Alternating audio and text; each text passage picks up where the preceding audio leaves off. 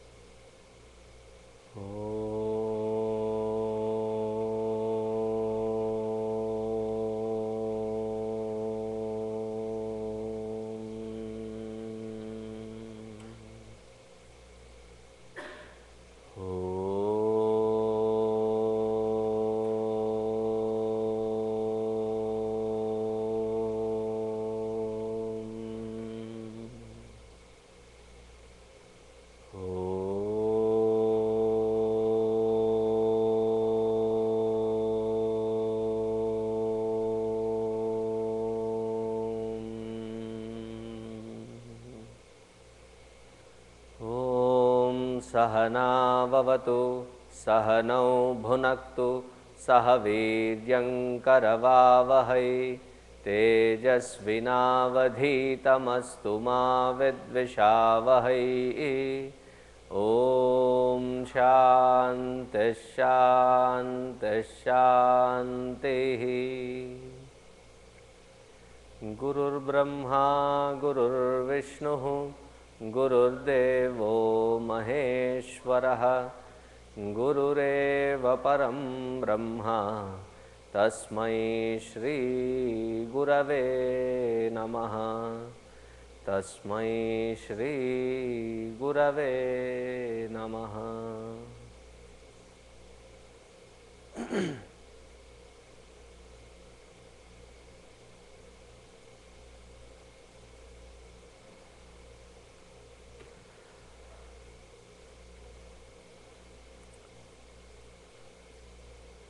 Way back in March, we had the last series of the talks on Rudram. April, some unavoidable circumstances, we could not meet here. So far in the 2 or 3 sessions that we have seen, we have covered the Laghunyasa and we have covered the first portion of, or the first Anuvaka of the Rudram, Namaka Prashna. In this first part or first Anuvaka, there are about 15 Rik or 15 mantras, and we have seen each mantra.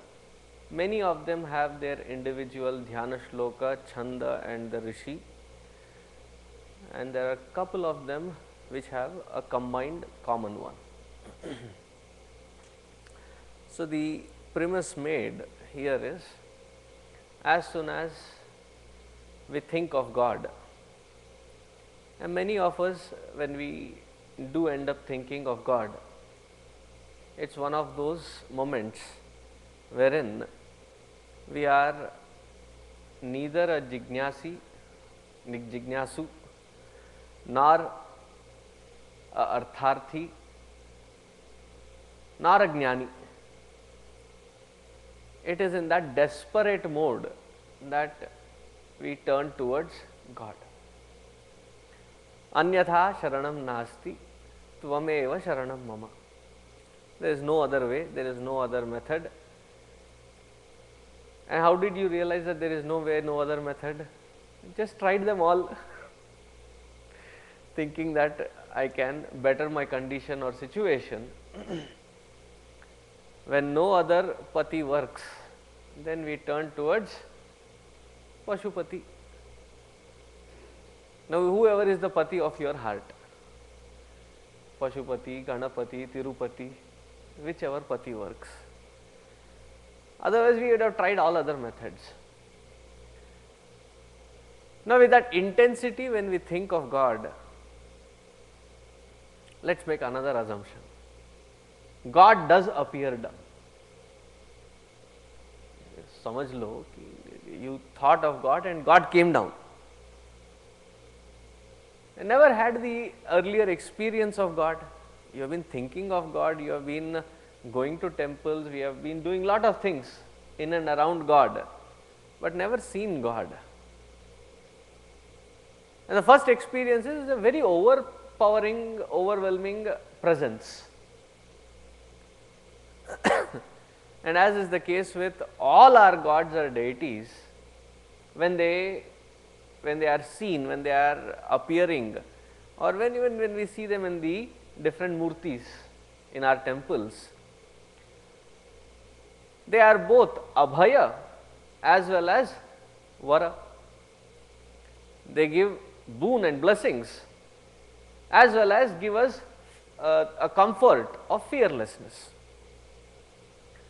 As a devotee, we still carry, the so-called devotee that we are, we still carry our own audacities. We may question, Bhagavan, you are giving us the abhaya, can you really protect us? Because the kinds of things that I am in, you don't know what all things that I have done. In order to protect me, you have to be really very capable. Are you really capable? So, in order to ward off such questions, all our gods, in fact, when you turn around and look at that Hanumanji's portrait there, he is actually sitting in a meditative pose, dhyana. While doing dhyana, why does he require a mace? Right? Serious, right? It is not required. And in this side, if you look at it, it is Bhagwan Ramchandraji. On one side, he is showing his Vara Hasta or Abhaya Hasta, and the other hand, he is holding a Kodanda. So, all our gods. Now, the jiva who has prayed that sincerely, standing in front of God, now whatever may have triggered that sincerity, now standing in front of that God, he doesn't know if he has come here as a protector or somebody who has looked into my past and he is going to pick on me. Because it is so overwhelming that he has come with his astra shastra, with all his different kinds of hands, and I call them as WMD, mass destruction. And we have heard stories in different Puranas that they have quite a destructive power. So, the first is, hey Rudra, are you angry at me? Namaste Rudra Manyava Utota Ishave Namaha. Baba, I agree that I have done lot of wrong deeds. Consciously. Now, unconsciously, you only should know what all things I must have done. Do I need to be punished? Do I deserve to be punished? That also is your decision. But as a jiva, as a limited being, if I can pray, which we have started as the sankalpa, as the upasana in the Laghunyasa itself. And what was the Laghunyasa mantra? The Laghunyasa mantra was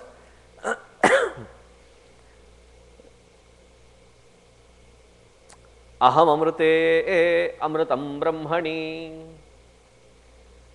That I am that immortal. That, oh Lord, I will start making changes. But the way that you appear, he is well built, his arms and shoulders are like, as though somebody has done a good session of in a gymnasium and he has just stepped out and all his muscles are all bulging out and in his hand he has the threatening bow and arrow. The devotee is now confused. Protect karne aaye ho ki marne aaye ho? Because I deserve to be in both categories, because I have done enough. So there in the few mantras, the devotee goes on to pray to that Lord to give him that courage, wisdom, to not repeat all these faults that he has been doing throughout his life, and also tells him how he is going to mend each one of them. Having thus promised, and more than it being a promise to the Lord, it somewhere down the line clicks that, if I am that kind of a papi, why would I have darshan of God?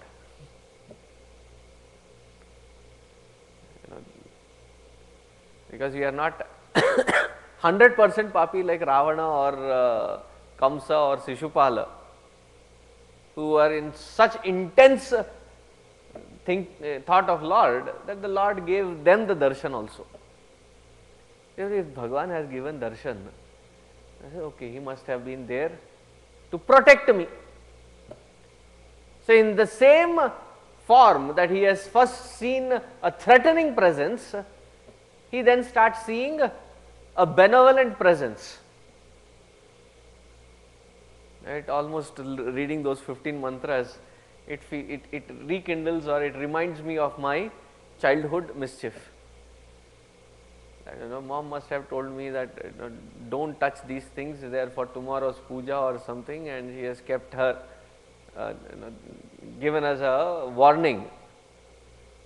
And then we end up sneak into the kitchen, and we are almost there, our hands in there to take, and then there appears Durga, Kali, Bhavani, all put in one form, and she looks so threatening that we have to face the wrath of her anger.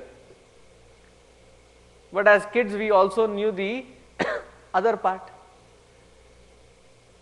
how to reach out to the other side of, other aspect of our own mother. Though she will get angry, but if you know how to reach to her, she is the one who also blesses. So she doesn't appear any more threatening, but she appears now benevolent. So similarly is the Jiva. Thus, having prayed to the Lord in the first 15 mantras, in the first Anuvaka, there is a beautiful Dhyana Shloka. The reason I call this part as a Dhyana Shloka and not a mantra, because in the original mantras, this part doesn't appear, but it has now been used for ages, and it has its relevance and its importance that it has been elevated to the standard of a mantra, though you don't find it in the original. What am I talking about? That part wherein we chant that regularly, even in our Balavihar sessions, even our kids know it.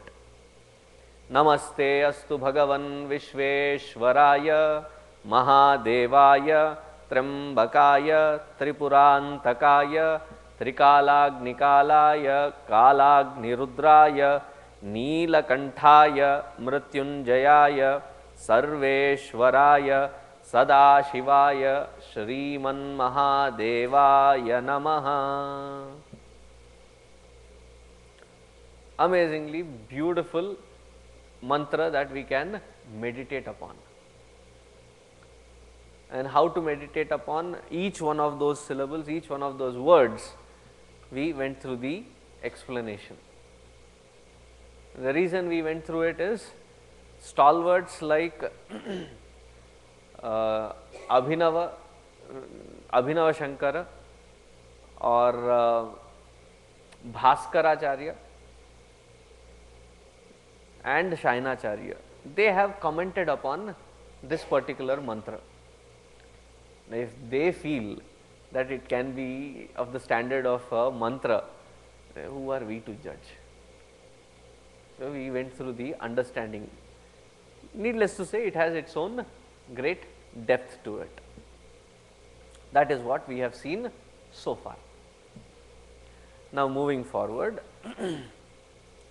in the second Anuvaka, in the second, third, fourth and the ninth Anuvaka, we find that the salutations offered, because of which it is called Namaka Prashna, salutations offered, is Purva Apara Namaskara,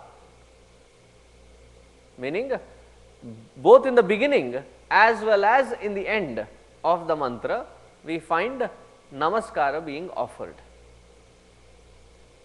It can again mean two things. One, either it is being offered to somebody that you know has been angered by us, and that is when जी जी जी करके बहुत घूमते रहते हैं.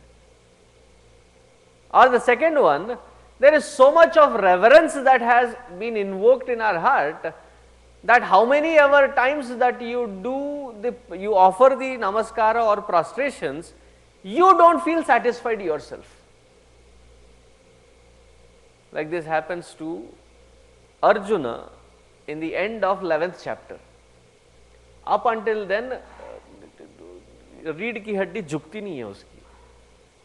He never is shown as somebody who would offer himself in surrender. He is that so-called self-made man. After seeing in the 11th chapter Bhagavan Krishna in his Vishwarupa, he says, Bhagavan, hearing that you are God and seeing you as God, it has made a deep impact. Now I wonder, how could I ever be so lenient with you and treat you the way I treated you? I mean, that very statement in 11th chapter suggests that when he started in the second chapter, Shadhimam Tvam Prapadye, he may not have looked at it as a surrender completely, but he may have said it as a, chalo mujhe badal ke dikhao, try changing me, try changing my mindset. But by the time he reaches 11th chapter, he seeks forgiveness in such utter reverence. Sakheti matva prasabham yaduktam, he Krishna, he Yadava, he Sakheti, ajanata mahimanam tavedam. He said, I did not know you are Mahima. I have been hearing that you are God. Oh my God, seeing you as God, it has a different impact. I was thinking, yeah, होगा कोई भगवान होगा, ठीक है. Like, first time Guruji as a head of institution, he went to a new country, and their Gurudev had already gone there, and they were expecting somebody like Gurudev. And Guruji is in all regards exactly opposite to him. Starting with the height. You look at it, everything is exactly opposite. He was tall, Gurudev was tall, Guruji is not. Gurudev was a thorough in his dramatics, that if he has to narrate something, it would be so much engrossed in the delivery of that drama in it. Whereas Guruji, if he has to even tell a joke, he will pause and say, I remember a joke, huh? And then he will tell you a joke. Gurudev's the sentences were complex, like runs into 4-5 minutes of complex wording, and then comes the punchline. And Gurujis were like, every 5 words is one sentence, and he stops, makes sure that you understand. It's a different style totally. So, so they thought that Gurudev may be arriving. So there were lots of other Swamis also arriving in waiting for Guruji and for his first yagna. I think they had gone from US. So they thought he is also one like that. So they took him and took him to the house, and as soon as he reached the house, they were casually, people were talking with him and bringing, he was actually dragging his own suitcase. The other brahmacharis and swamis who were there, they saw and said, Guruji hai. He is Guruji. And then the person, he starts feeling so, really small. Ajanata mahimanam tavedam. Looking at you, I never even imagined that you would be Guruji. So imagine Bhagavan himself in form of Krishna. You've been hearing that Bhagavan had, but he saw him. I don't know how I ended up calling you by name. Ayar Krishna. And sometimes it was not even Krishna. Hey Krishna, hey Yadava. Arjuna was like the royal breed. He was the pure Kshatriya. Yadava is the next step. So it almost like Arjuna like teasing him, saying that I am actual true Kshatriya. You are only a Yadava. Hey Krishna, hey Yadava, hey Sakha iti. I sometimes even had the courage to call you Paramatma as friend. And the kind of things that I did, vihara shayyasana bhojaneshu, in kind of food or while going out, or I played some pranks on you. Please forgive me. Forgive me as a beloved would forgive his love, as a father would forgive his son. Piteva putrasya sakheva sakyuhu prasabham yaduktam. I said all these things not realizing truly what you are. And then comes the transformation in Arjuna. Namo namas sahasra krutva. He says, now when I know that you are Paramatma and I mean to offer something, all that I can offer is my salutations again and again. So he offers salutations in the front, behind him, on the side, again and again. He says, but still I don't know if these are sufficient. So when you're touched with that reverence, all that flows out as an immediate prostrations, salutations. जोर जबरदस्ती नहीं करना पड़ता. It automatically happens that you offer your salutations. Many times, when the children are brought in and the parents almost end up saying hi, but they end up saying Hari Om, and they bring in their children and the जोर जबरदस्ती शुरू. स्वामी जी को प्रणाम करो. And this fellow looks at it and looks at it. No. नहीं करना मुझे. And then you look at them menacingly. Do now. If that reverence is not touching the heart within, you may force whatever, it is just an act, but it doesn't carry the meaning within. Now reverence is a very beautiful, beautiful form of our, or beautiful emotion in our heart, wherein it carries both love and respect wherever they exist. It expresses forth as reverence. Because we may see that those whom we love, we may not respect.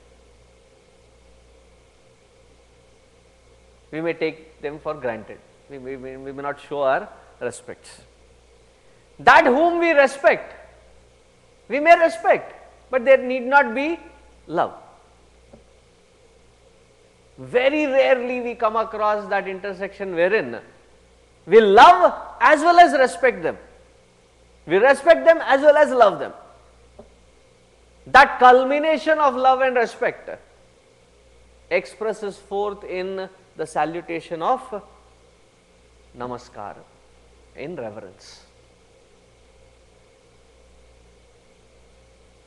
So here the devotee or the seeker is offering double dhamaka, dual namaskar, one in the beginning as well as one in the end.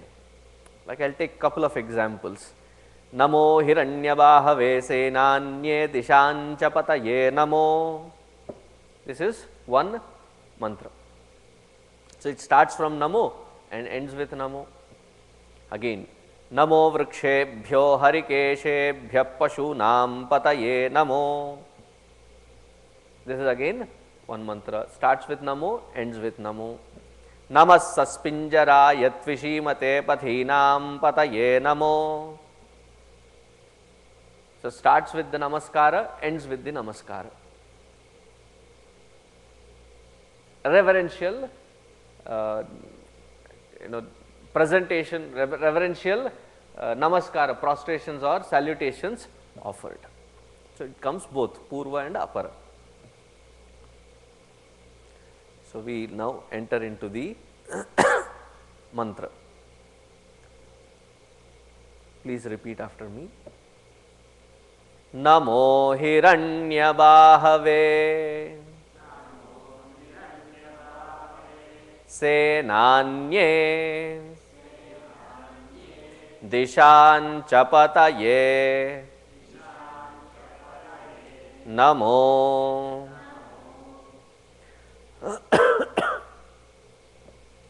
Namo hiranyabahave senanye dishancha pataye namo.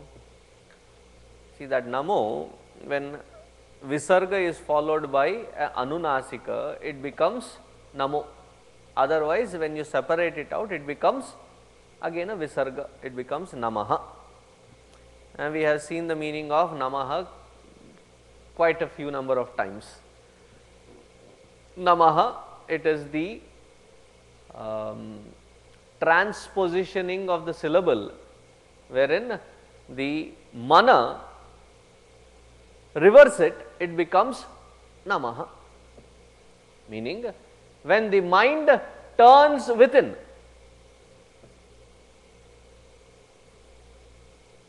so in Vrindavan, if you have ever been to Vrindavan, it is an experience. Don't go there looking for the beauty of the place. Go there to experience the texture of the environment. Nobody thinks of Krishna there. Vrindavan hai, nobody thinks of Krishna. Everybody is talking only about Radha. And what touched me, it still is something very amazing, is from a rickshawala to somebody serving food. If they have to grab your attention, they may say it with an angry tone, पर कोई गाली गलोच नहीं देता, no cuss words. Like in Chinmaya mission, whenever you have to seek somebody's attention, what do you say? Hari Om. Similarly, in the streets of Vrindavan, it is like Radhe Radhe. Now, what does Radha mean? Radha is the dhara. Reverse it. Radha, dhara, dhara of the mind which is turned towards the self. Similarly, namaskara happens only when the mind turns within. Though the act is being shown happening outside, but that which is being touched is inside, which is the core of our own being. Namaha.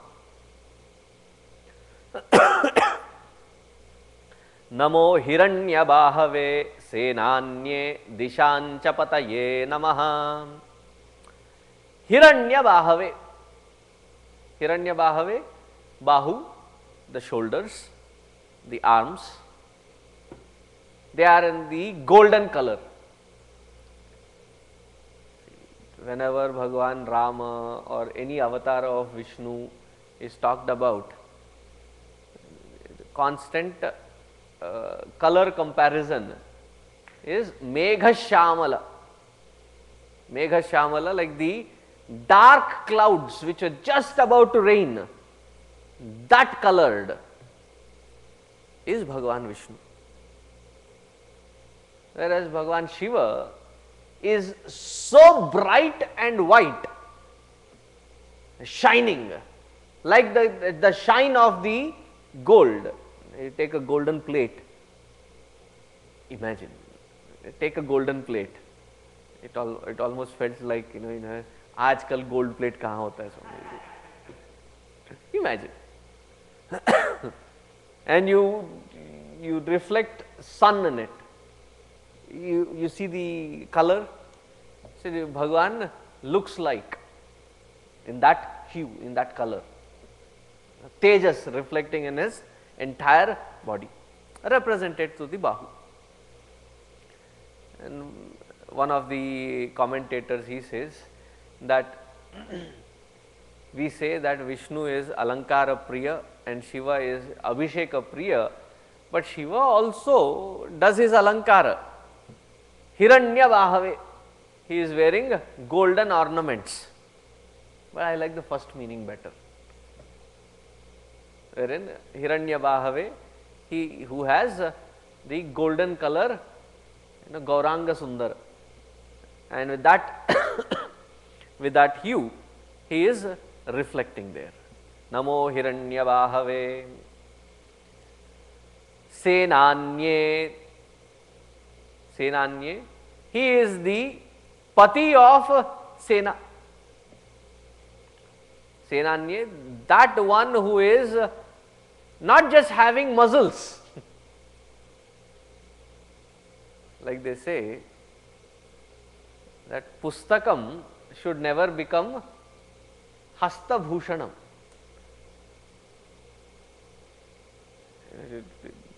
It should become Mastaka Bhushanam. It should, whatever is the content in the book, you don't carry it. Like Gurudev used to say, the first time when I had heard him Bhagavad Gita, he said, proudly carry your Bhagavad Gita openly. A big fat book. You may never open its contents. You may never go through its shloka. You may never understand the words that they mean. But carry it proudly to the Yagnashala, so that your neighbors get inquisitive. ये मुट्ठी मुट्ठी किताब लेकर कहाँ जा रहा है ये? And they end up following you. So your book should not become just a show for the hand. Similarly, oh Bhagavan, you have such muscular, what is this muscular body for? Wide shoulders, muscles all in a beautiful shape.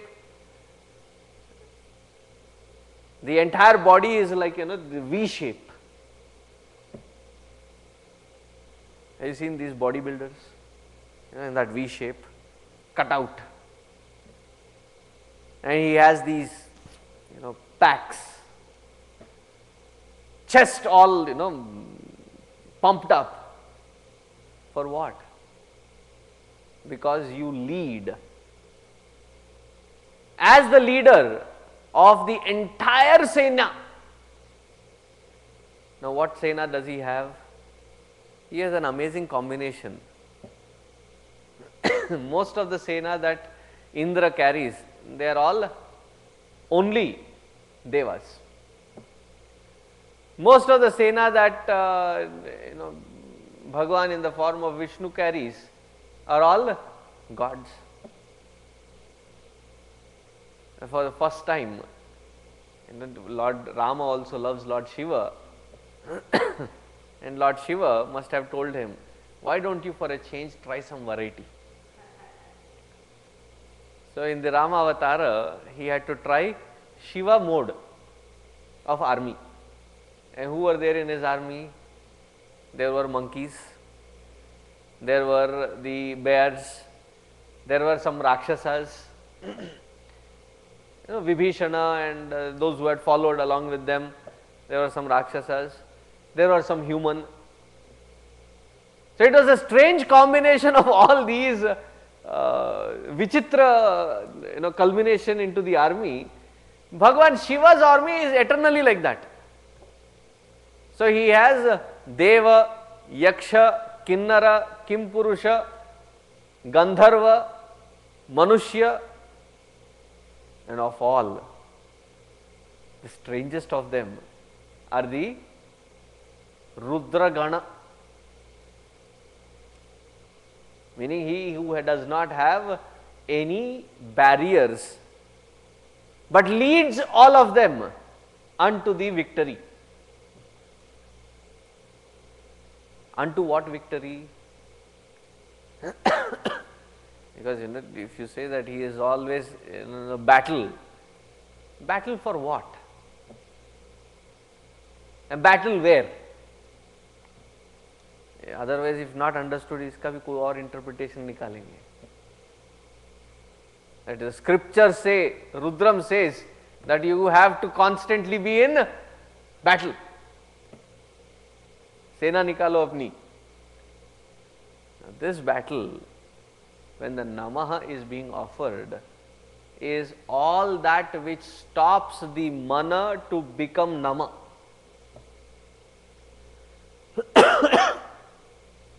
All that which stops our mind from turning within. Yes, in a preliminary conditions, you say that it is your responsibilities, it is your spouse, it is your children, it is your job that is stopping you. But actually speaking, none of those really stop. In fact, they also wish that please jao thoda prayer kar lo.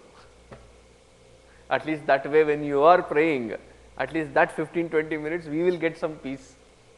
You may get or not. So don't blame them. It is our own mind which becomes our own Shatru. And in order to gain that path, in order to walk that path, to reach towards our own being, he leads this Sena as an expert would with the strength of his Bahu. Namo Hiranyabahave Senanye Disham Chapataye Namaha. Disham Chapataye. There are already, Ashtadikpalas, Indra and others, they are the Ashtadikpalas, they are already maintaining the Disha. So one meaning of it is, even those who are the sentinels of all these different directions, they function under the direct command of this Paramatma, of this Bhagavan Shiva. Therefore, he is called the Lord of the directions as well.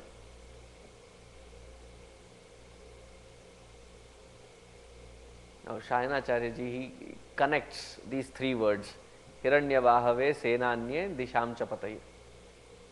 How does he connect? He says, Hiranyabahave, you have that valor which is reflecting through your splendid presence. Hiranyabahave. You are also the leader, leading towards turning that mind within. You are also the path, Disha, which is leading the entire Sena of devotees towards their own core of being. And the point is, whenever Bhagavan gives us these directions, are we available? Gurudev's quotation, he says that when Bhagavan knocks, we are either in sleeping or out wandering, but never there available. to make use of that knock or that opportunity. In another place he says that whenever Bhagavan knocks and gives us an opportunity, that opportunity presents itself as hard work, hard task. But whenever we have a choice between hard task, fulfilling our responsibility, and any way out of it, which one would we choose? The path of right or the path of easy? We always choose the path of easy. So here when it is said Disham cha pataye, because in the next few mantras he also talks about Pathinam pataye, because he is the Pathika, the one who is following it. He also ensures that he is with you step by step, leading you towards it. So he first shows you to the direction. There are various methods that a Rudra, as being Rudra, he tries to show this method. Each one requires a different treatment. There cannot be one treatment for all. So the word Rudra, if you remember in the very beginning when we had tried different definitions, probably about 8 or 9 definitions that we had seen. For some he would come as Rik Tarayate iti Rudraha. Rik meaning all the roga, whether it is internal, external, physical or in the mental level. Trayate, the one who removes it, is called Rudra. Or the other meaning which I love is Rodayati iti Rudra, the one who is bent upon making you cry. Why should God be bent upon making us cry? In Hindi there is a saying, लातों के भूत बातों से नहीं मानते. लात पड़ेगी तो रोगे. And how does he make us cry? His name, other name is Hara. Hara meaning to snatch away. So all that which we are attached to, when it is snatched away, what is the net result? We are no better than the kids. Take away their toys, they cry. Take away their Nintendo, they cry. Take away their playtime, they cry. Whatever they are attached to, when you take away, when you snatch.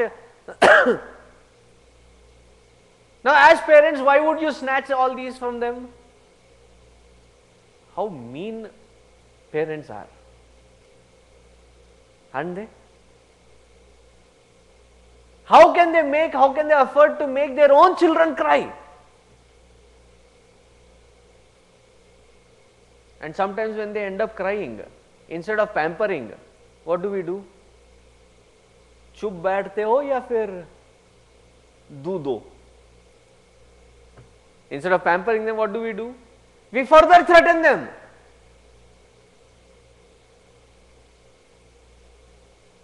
Right? Why do we do that? For an outsider looking at it, parents are that system in this society who claim that they love their children, but they are brutally heartless. Observations made. For an outsider it may seem like that. What for an outsider? Ask every kid. Yeah, we know. On one side they scold us, they threaten us, and in the same breath they also say, all this I am doing because I love you.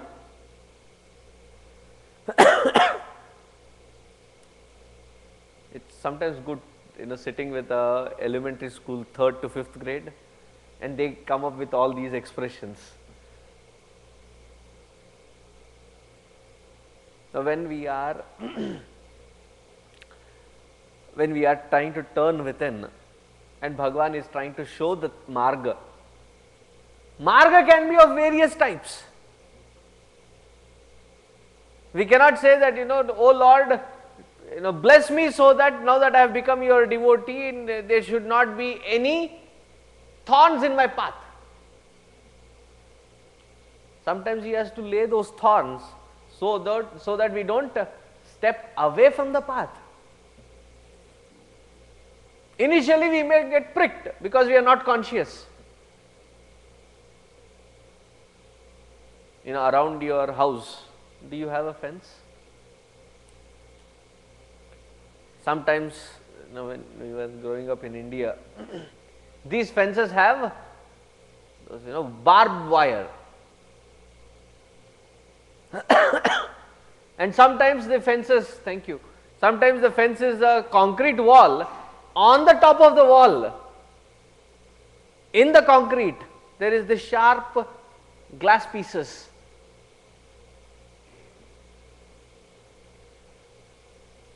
Why is that? Is it to imprison us in between those walls? Just so that it can protect us from getting away from the path. See, even the Pashu that has to draw the cart, when it tries to go away from the path, what does the one who is riding it do? If it is an elephant, उसको क्या बोलते हैं? Mahut. He has the ankusha, and with that ankusha he pricks, saying, no, that is not where you have to step. Come back into the line. If it is the horse, then you have the whip.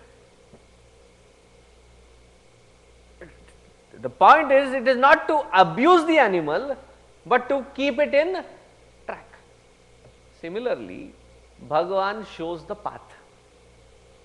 The question that we all have to ask ourselves, are we ready? Are we worthy enough to be guided? Because we come with certain definitions to be guided.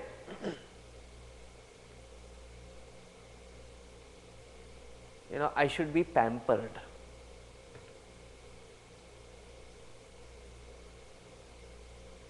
There was this Amma here, quite active and for about 2 years maybe, I have not seen. So I found recently, our paths crossed. So I looked at her and I said, Hari Om, I don't see you these days. I have found a better place where my service is appreciated. So I said, sit. Said, why do we need to serve? Oh, I know that philosophy, Swami. I know Vedanta. It is to transcend the ego.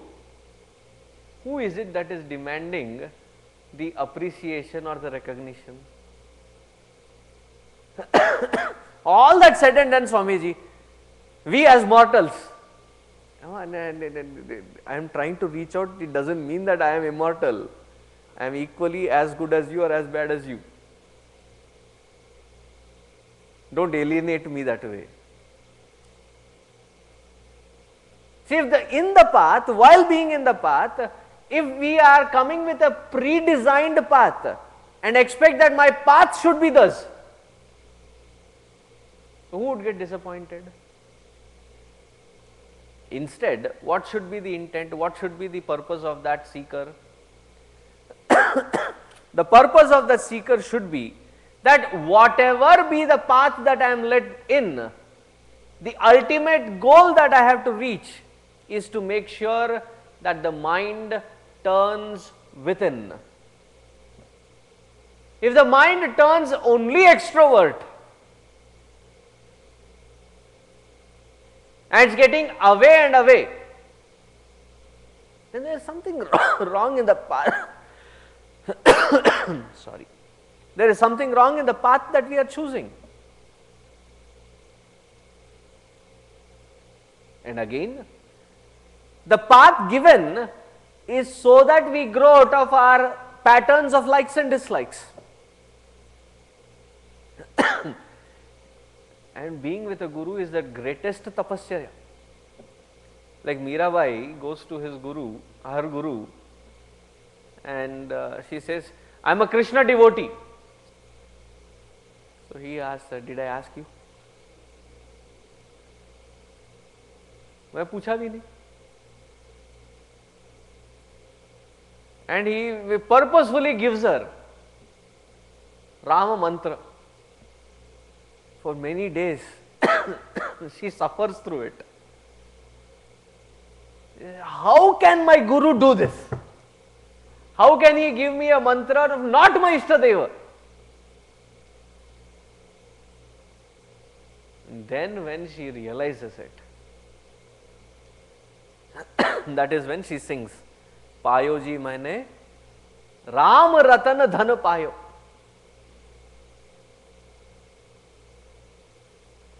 Because the guru, what is his job? Like Shiva here invoked, is to show the path that which would make us introvert.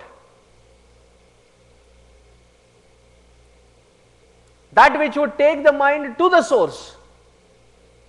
And all those which block us from getting there, it is his job to show the path to break them, not to sustain these blocks. Therefore, in reverence, seeing that God is the goal, God is the strength, the inspiration, and He alone is the path to lead him to the core of our own being. Namo Hiranyabahave Senanye Dishancha Pataye Namaha.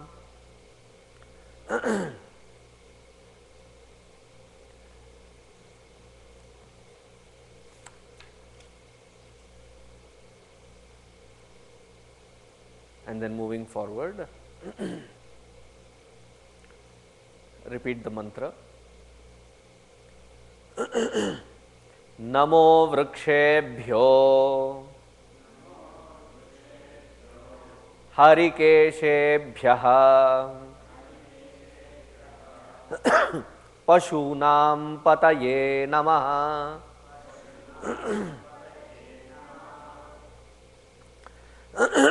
Namo Vrukshebhyo Harikeshebhya Pashunam Pataye Namaha. Namo Vrukshebhyo Harikeshebhyo Pashunam Pataye Namaha. Harikeshebhyaha Vrukshebhyaha Namaha.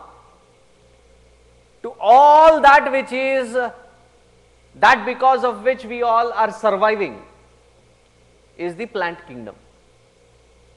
To such plant kingdom, this is the first meaning, a very peripheral meaning. To such plant kingdom which is thriving in its greenness, Harikeshebhyaha. Who is expressing? It is that Paramatma, that Lord Shiva who is expressing, unto him Namaha. Unto that which is sustaining us as these Aushadha. Aushadha, the entire plant kingdom. Unto them is my salutations and prostrations. Pashunam Pataye Namaha. And he is the Pati, Pati meaning the Lord, the Supreme, for the entire Pashu, all the beings, all the creatures. Here Pashu does not necessarily have to mean only the animals. Now from his standpoint, we are also two-legged ones. There are two-legged ones, there are four-legged ones, there are multi-legged ones, there are centipedes, there are millipeds. Sometimes there are no legs even. Right? So, to all forms of creatures, he is the ultimate Ishvara, the controller. To the Pashupati, Pashunam Pataye, to that Pashupati is our salutations and prostrations. Now, going deeper into this, Vrikshebhyaha Harikeshebhyaha Namaha. Now, what does Vriksha mean? Vrakshanat Vrikshaha. Vrakshanat, that which can be cut, is called Vriksha. Strange definition, right? That which can be cut is called Vriksha. In both Kathopanishad as well as in Bhagavad Gita, which was copied and pasted by Bhagavan Krishna from Kathopanishad, one Smriti and one Shruti, both talk about this tree. Urdhva moolam avakshakam, this is Kathopanishad. Urdhva moolam adhashakham ashwatham prahuravyayam chandamsi yasya parnani yastam veda sa vedavit. For many years, I would not refer to this mantra or this shloka. Soon after the Vedanta Brahmachari training course, it was like our minds were rigged. They were tuned. The moment we chant this shloka, hunger, it triggers hunger. Because for 2.5 years, we regularly chanted this 15th chapter just before food. So, anytime we chant 15th chapter, it reminds us only of food. Urdhva moolam avakshakha. How is this vriksha? This vriksha is Vichitra vriksha. That which are the branches, they can be seen in time and space.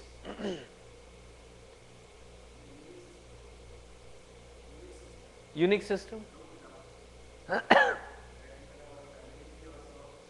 Exactly. That's exactly the example that I would have been giving. Is the family tree also, is the branches as it is branching downwards, it spreads. However far we can reach, as 300, 400 years, it starts merging down into one person. But here, it's little subtler than that. The roots cannot be seen even. Only the branches and the leaves can be seen. The roots cannot be seen. Because the word moola, which we interpreted as root, also means source. Like the nadi ka mool kahan hai? Mool matlab? It doesn't mean root there, root of the river. It doesn't mean anything then. It is the source of that river. Similarly, the source of this entire vriksha is beyond time and space, hence therefore cannot be perceived, cannot be seen.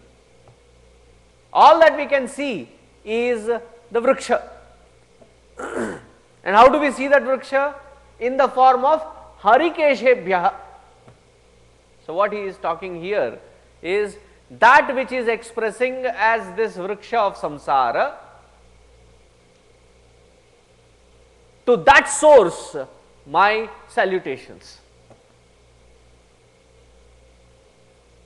Not to the vriksha of samsara, but to that unseen source which is sustaining this vriksha of samsara, to that source my salutations. Vrikshebhyo harikeshebhyaha namaha. How does this vriksha start? Where does this vriksha start? It all starts with our karma. There are people who say, how can you take karma? If it is cause and effect, you have to talk about vasana. Okay, let us go one step beyond that even. Neither karma nor vasana. Both of them are branches. Branches of what? Branches of ignorance, our own avidya. And because of our ignorance of our own self, there is an itch. Itch to find that which fulfills us, which completes us, which brings that purnatva. Because essentially we are purna, there is that innate urge to be purna.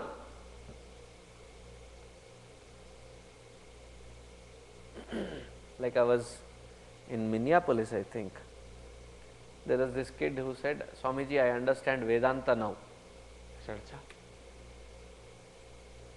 The other day I was in my chemistry class and the entire, what do you call that, periodic table made such sense that even periodic table speaks about Vedanta only. I said, Achha, explain. He said the last column or row, what do you call it? Column only, right? So, last column, they are called the, what do you call them? Noble gases. They are the noble ones. Why are they called the noble ones? Because they are the most stable ones. Rest of them who are close by want to acquire that status. It was very beautifully understood that by kid. Rest of them around them either have an excess of electron or less of an electron. And what are these electrons? What are their charge? So, they are charged with negativities. Getting rid of those negativities, they want to acquire to that purnatva, which is what we do in Vedanta, that we want to get rid of these and reach to our inner contentment or fulfillment, the noble state. I immediately jumped down and hugged that kid. I said, you understood it, Baba. Stick to the periodic table. You nailed it right. Minneapolis में मिला था लड़का ये.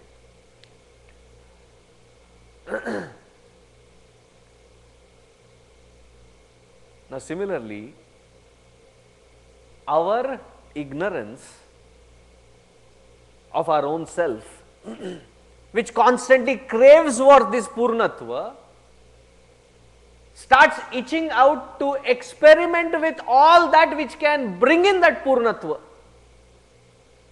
Instead, what does it create? It starts creating layers and layers of likes and dislikes. And the entire life we spend running. Running for the things that we like, running away from the things that we don't like. And in that layers, it boils down to be the vasana. That karma for purnatva led to ichha, dvesha. That ichha and dvesha created vasana. Vasana creates another itch for karma. Karma creates vasana. Where are we? Catch 22. Up until 4 years ago, I was just using the word catch 22, not knowing or understanding what catch 22 meant. That was when in one of the congregations I said, I keep using this catch 22, मुझे पता भी नहीं है कि catch 22 होता क्या है. I just know that it goes like, you know, in a vicious cycle. I said, Swamiji, it is a novel. Crazy book. So he got me that book, and then I understood why they say catch 22. Our life is just like that, catch 22. We think we are holding, but we are losing. When we really think that we are losing, we are actually gaining. So, ulta hai. Our understanding, perception, everything is conked off. And then we end up claiming that Vedanta is wrong, because that which I can see, perceive and feel, touch, taste, smell, they say this is all unreal. That which I can never experience, that which cannot become even a concept in my head, they say that is real.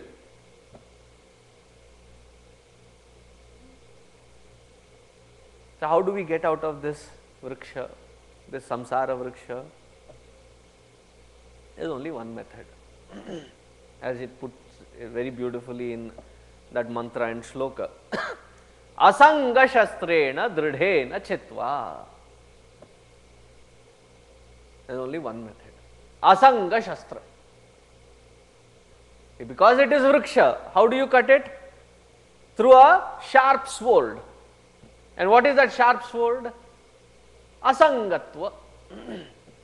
Asangatva, the ability to not be corrupted by any time, space, thing or being, and just to be.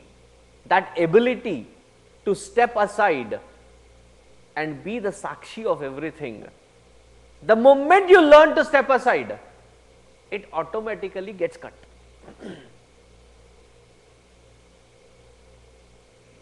No, Swamiji, I have tried it, you know. In meditation, I tried stepping aside. As soon as I get up, I am back in.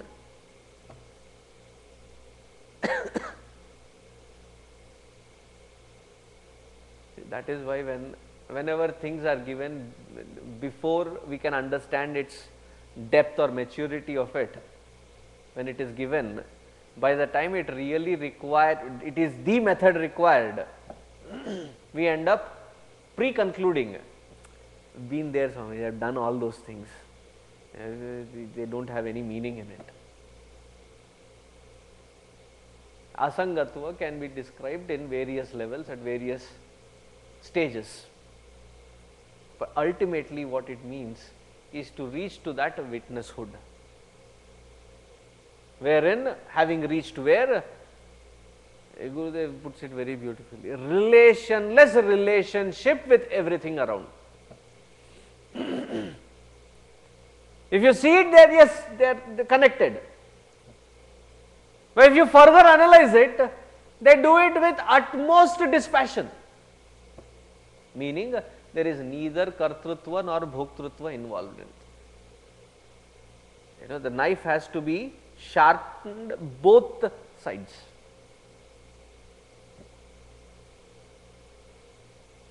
Not the both edges, but on one edge, both sides has to be sharpened. And how do you sharpen it? By constantly rubbing it away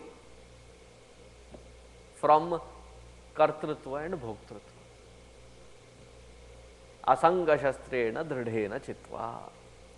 Namo hiranyavahave sorry, namo vrikshebhyo harikeshebhyaha pashunam pataye namaha.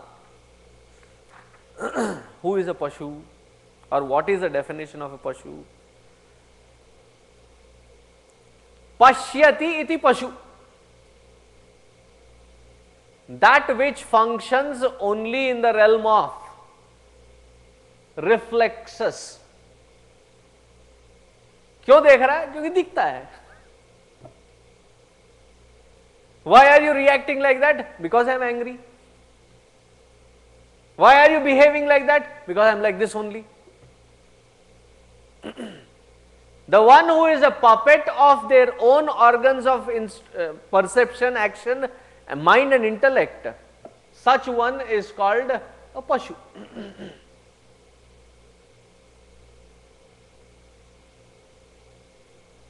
Of all the pashus, The rest of them are mostly disciplined. Of all the Pashus, there is one indisciplined category and they call themselves as the greatest of all the Pashus. Do you know whom I am talking about? Those people, that category is called Homo sapiens. They are the most indisciplined kind. We think that we have that, the intellect. I'm just being sarcastic, so take it with a pinch of salt or with a bottle of salt if need be. So, pashyati iti pashu, the one who is behaving at the realm of organs of perception, action, appeasing them, pleasing them, indulging them, constantly in that level only, is called pashu. Pashu pataye, Pashunam pataye. Now, where should the focus be changed? The namaha, where the mind should be transferred into. They said instead of focusing on that where the mind is involved in, indulged in, the organs are attached to, turn the attention, like Kenopanishad very beautifully points it out, to that because of which these organs of perception, action, mind and intellect is able to function in those fields. Keneshitam patati preshitam manaha kena prana prathama praithi yuktaha keneshitam vacham imam vadanti.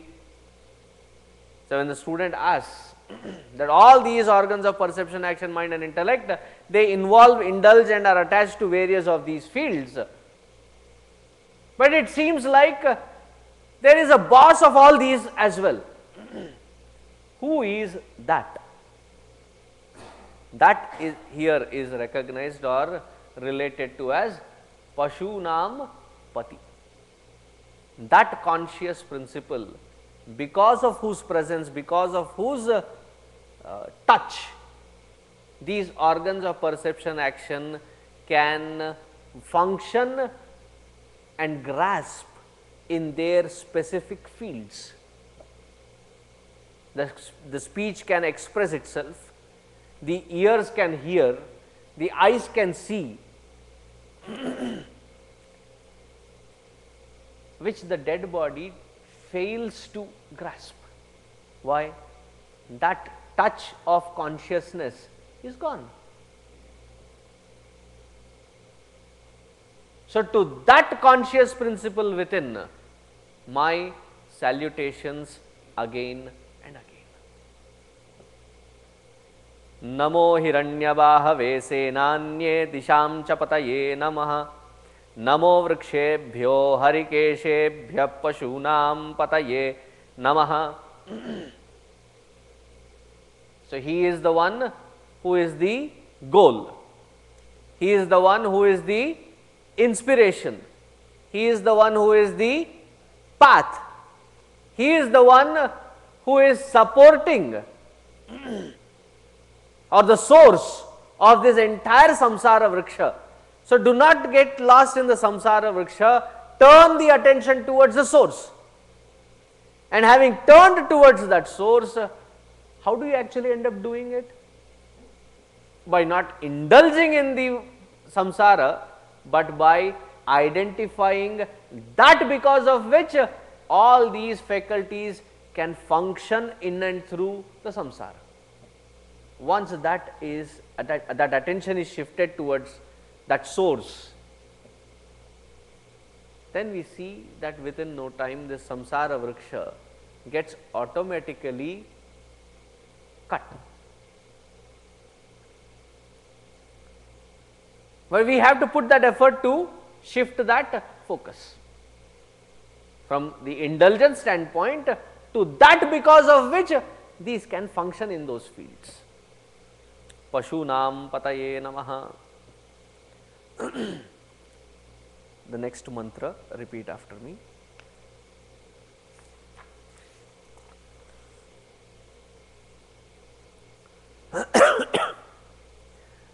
नमः सस्पिञ्जराय त्विषीमते पथीनां पतये नमो नम पथीनां पतये नमः. Habits die hard. Instead of reading the mantra, I was reading the entire Anuvaka. So I will stop here today. We will see the meaning tomorrow.